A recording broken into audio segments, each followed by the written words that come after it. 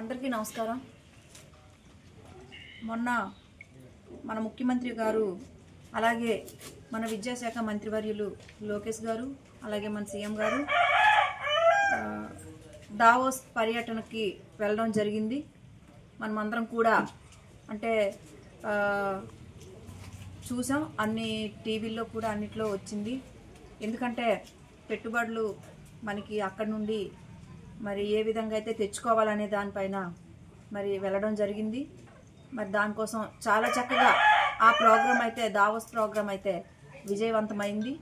మరి అలాగే ఈరోజు చూసుకుంటే లోకేష్ బాబు గారు మరి యువగలం పాదయాత్ర చేసిన రోజు 27న ఫస్ట్ మరి ఎక్కడైతే కుప్పం నుండి మొదలుపెట్టి అలాగే ఇక్కడ ఉన్నటువంటి ఏవైతే మన పార్వతీపురం జిల్లా వరకు అంటే ఇక్కడ ఉన్నటువంటి గ్రామాల వరకు మేము కూడా పాదయాత్ర చేయడం జరిగింది. ఎక్కడికక్కడ కూడా ప్రతి ఒక్కరు కూడా మరి వివిధ నియోజకవర్గాల్లో వారి వారి జిల్లాల్లో కూడా అందరూ చేశారు, అందరు ఎమ్మెల్యేలు కూడా చేశారు. మరి అలాగే మరి 2023 జనవరి 27న మరి మొదలు పెట్టడం జరిగింది. అలాగే 11 జిల్లాలు అలాగే మన లోకేష్ గారు పాదయాత్ర ప్రారంభించారు. అలాగే 97 నియోజకవర్గాల్లో దీన్ని మరి చేయడం జరిగింది. అలాగే 2097 గ్రామాలు చేయడం జరిగింది లోకేష్ గారు.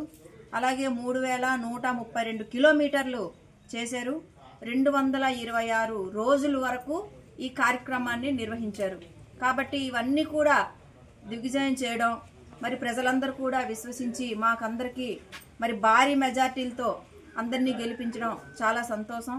ఎందుకంటే ఈరోజు చూసుకుంటే మరి ప్రభుత్వం కూటమి ప్రభుత్వం అన్ని విధాలుగా ప్రజల కోసమే చేయడం జరుగుతుంది.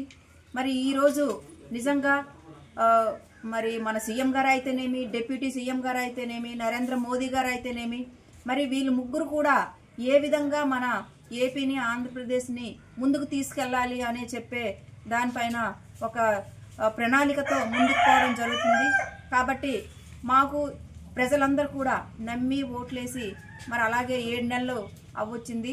మరి దీనికి కారణం మీరందరూ కూడా కష్టపడి మరి ప్రతి ఒక్కరు కూడా మాకు ఎంతో చక్కగా సహకరించి మరి అక్కడ సీఎం గారు అవడానికి కారణం కూడా అయ్యారు. అలాగే నేను నా కురుపా నియోజకవర్గంలో ఎమ్మెల్యేగా కూడా మీరందరూ ఒక నమ్మకంతో గెలిపించారు. ఆ నమ్మకాన్ని తప్పకుండా మేము మరి పూర్తి స్థాయిలో నిర్వహిస్తామని మీకు అందరికీ సభాముఖంగా నేను తెలియజేస్తున్నాను.